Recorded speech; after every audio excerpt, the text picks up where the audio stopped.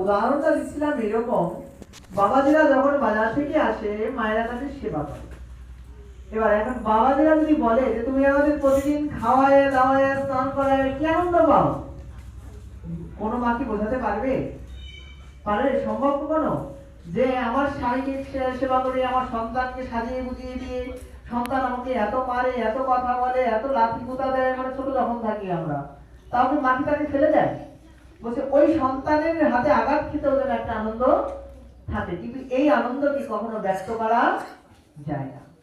ভগবান তুমি জগৎ সৃষ্টি করতে পারো, কিন্তু আমার ভিতরে কি আনন্দ হয় সেটাকে তুমি বুঝতে পারবে না।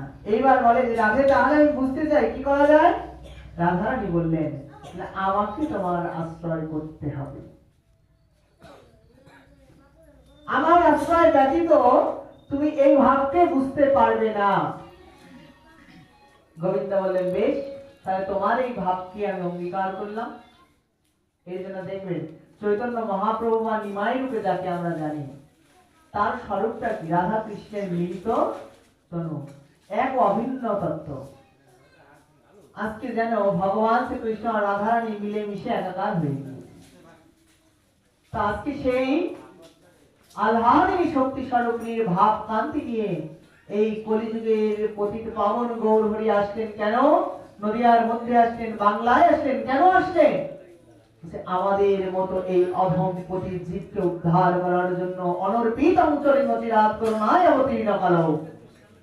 এই চার যুগে যা অর্পণ করা হয়নি, সত্য ত্রেতা দাপরের মানুষও যেই বস্তুকে গ্রহণ থেকে বঞ্চিত ছিল, আজকে আমার গৌর হরি রাধারানীর কৃপা ধরি আমার কৃষ্ণ আসলেন এই নববৃন্দাবনে।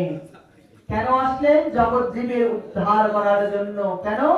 বলছে রাধারানীর অযাচিত কৃপা, রাধারানীর অযাচিত করুণাকে বর্ধিত করার জন্য।